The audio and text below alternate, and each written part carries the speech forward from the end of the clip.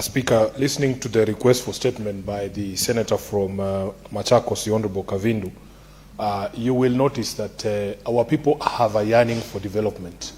My reading and understanding of the Constitution under the 4th schedule, clause 7, when it comes to trade and development and regulation, this is a function that is specifically assigned to county governments. And I want to reiterate, Honorable Speaker, that we here in Nairobi have witnessed very, very unfortunate spectacle just a few days ago, that there is a government program to redevelop Gikomba market. If you speak to many of those traders, Honorable Speaker, and I was fortunate enough on the 14th of March to interact with those ones at Ruai Market, Honorable Speaker, the way these programs are being run is the problem. Development must carry the people along, involve the people. Speaker, the traders, for instance, at Gikomba and even in Ruai, they're being told you relocate to a certain place, then allow this place to be built up.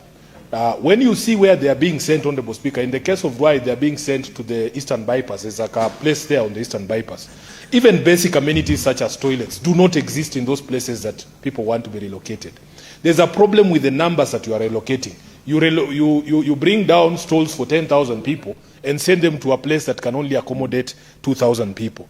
People want development, but it must be done in a humane manner and in accordance with the law. The Constitution requires it. It is an imperative for you to involve the people whenever you are developing these programs. When this administration was campaigning, we were told the specter of nighttime demolitions would be a thing of the past.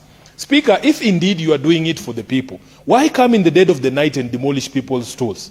Why can't you just come during the day and even allow the people to cut away their property and tell them now this is the day for the demolitions? Whenever you see anything that is done in the dead of the night, it cannot be for the good of the people. So I want to warn Senator Kavindu that she must stand on guard, because some of these programs actually end up hurting our people because they are not done properly. We have asked, for instance, why can these programs be run in a way that is phased?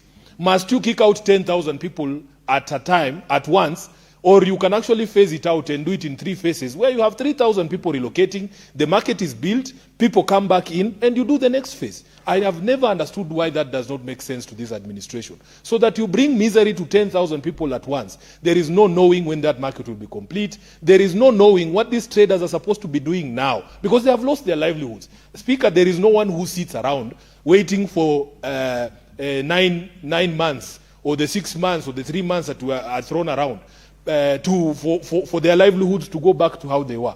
They have children to take to school. They have to eat. They have rent to pay. So let us do